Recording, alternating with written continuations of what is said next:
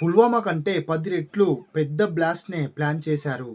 నిన్న మార్నింగ్ ఢిల్లీలో 360 కేజీల ఆర్డీఎక్స్, 2900 కేజీల అమ్మోనియం నైట్రేట్, ఒక AK-47, 2 రిఫిల్స్, అలాగే 20 టైమర్ బాంబ్స్ లభించాయి. పుల్వామా అటాక్‌లో జస్ట్ 80 కేజీల ఆర్డీఎక్స్ వాడి అంత పెద్ద బ్లాస్ట్ జరిపితే జస్ట్ ఇమాజిన్ ఢిల్లీలో ఎంత పెద్ద ఘోరం జరిగేదో. నిన్న ఢిల్లీలో జరిగిన బ్లాస్ట్‌లో ఆల్రెడీ 13 మందికి పైగా చనిపోయారు. 20 మందికి పైగా గాయపడ్డారు. ఒక గుర్తు తెలియని I-20 కార్ బ్లాస్ట్ అయ్యి దాని చుట్టుపక్కల ఉన్న మల్టిపుల్ కార్స్‌ని బ్లాస్ట్ అయ్యేలా చేసింది. విజువల్స్ చూస్తే క్లియర్‌గా అర్థమవుతుంది. అది ఒక నార్మల్ CNG బ్లాస్ట్ మాత్రం అస్సలకే కాదు. జస్ట్ ముగ్గురు డాక్టర్స్ దగ్గర ఇంత పెద్ద మొత్తంలో ఎక్స్ప్లోజివ్ దొరికితే వి కాంట్ ఇమాజిన్ దేశంలో ఇంకెంత మంది స్లీపర్ సెల్స్ ఉన్నారో, వాళ్ళ దగ్గర ఇంకెంత పెద్ద ఎక్స్ప్లోజివ్స్ ఉన్నాయో.